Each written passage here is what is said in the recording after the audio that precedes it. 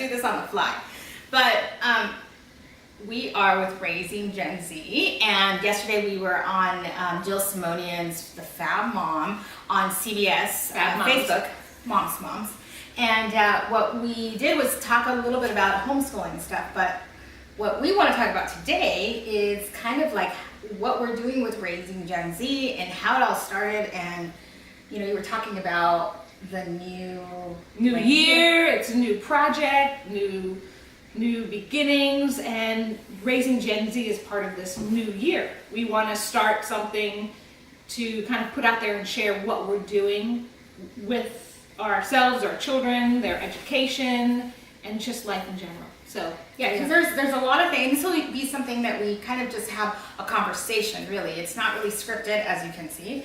Although we did put on lipstick this morning. Yes. But what we want to do is actually just share about Raising Gen Z and something unique about like our kids. I mean, I have one daughter; she has 4, but 2 that she's homeschooling. Yes, 2 I'm homeschooling, and my youngest one is still in that traditional mode. He's in 2nd grade, but I am definitely thinking of bringing him into the homeschool fold, just for a number of reasons, which we'll be getting into as we move on through our Gen Z experience with you.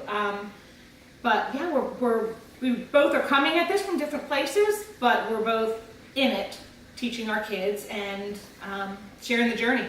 Yeah, definitely. And so we'll talk a lot about homeschooling in a lot of our segments, but we'll also talk about things that they're doing and what they like to do. And subsequently, they've actually started a YouTube channel. There's 5 kids.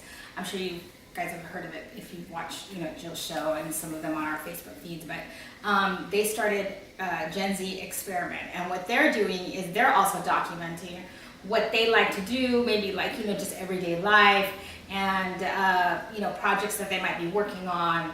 They're all athletes also, and they're all homeschooled. So, we'll have them here on the show, if you want to call it the show, at some point. But for Raising Gen Z, what we're doing is we're just talking about what we're doing. So what are we doing? What are we doing? I don't know. Well, right now, I don't know if you can hear in the back. We're in California, if you didn't know. We are in Southern California, and it is pouring. It's like a monsoon out there. So it's crazy. I'm from the East Coast, so all of the California crazy out here it's raining. They don't know what to do. So if you see spots on me too, that's just the raindrops. So what are we doing though? Well, our kids, you probably are thinking, well, they're homeschooling. Where are their kids? Who's teaching their kids? True. My son, my 2 homeschool kids, a 3rd grader and 7th grader, they actually go to school on Tuesdays and Fridays. It's a public school. It's a charter school. So I drop them off at 9:15 and pick them up at 3:15.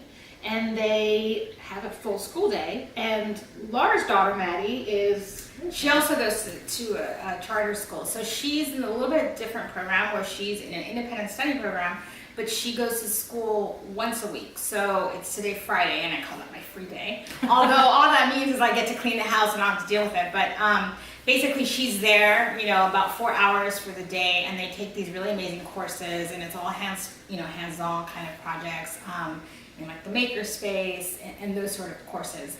So, that's kind of what she's doing, but she does homeschool the other 4 days. And during that time, she does a lot of hands-on projects, but also she does coursework here at home. And a lot of people wonder, like, how does that work? How can you get work done? And by the way, I actually run a couple of projects myself, and I have my own business. So I'm sort of like a working mom, homeschooling mom, everything, right? So all rolled up into one, but it is possible. So, that's kind of where we're at the moment. Yes. That's what we're doing. I mean, there's this misconception that if you're homeschooled and you have no choice and you're sitting around the table, or it's for religious reasons, or you're just someone who maybe wants to just go off the grid, which is more of like the unschooling philosophy, which is fine. It's not my thing, but it absolutely works for some people. But we are kind of doing the homeschool non-traditional, but with some traditional ways in it. So we're not the typical homeschool group that you would think about. Right. Our kids do actually go to school some days. They are with kids all the time. I think they probably socialize more than they were when they were in traditional school. And both of us, our children came from the traditional 5-day-a-week school. Right. I mean, my daughter was in They Catholic knew. school, so that's complete polar opposite. Yes. And listen, I am way too social for her not to be social. Yes. It's like impossible. Yeah. Right? Everybody that knows me, but Yeah, you have to, like, our kids are, Right. if anything, my biggest thing is we never have time to get everything done. Like, we need to be home more. We're always out and about and doing all of the things that are going on in the community that you never know about until you actually have the time to maybe do them during the day, and now we take advantage of them. So part of this Raising Gen Z is sharing that experience of homeschooling, but also sharing the things that they are doing and the things that we are doing together as a family as a result of really homeschooling, because it kind of opens up more time for us to go out and do things. So, you know, that's kind of where we're at, and we're going to be probably filming every Friday, and we will be doing some Facebook Lives at some point in the future. So anyway, this was just kind of like our intro video, and we hope to see you next week.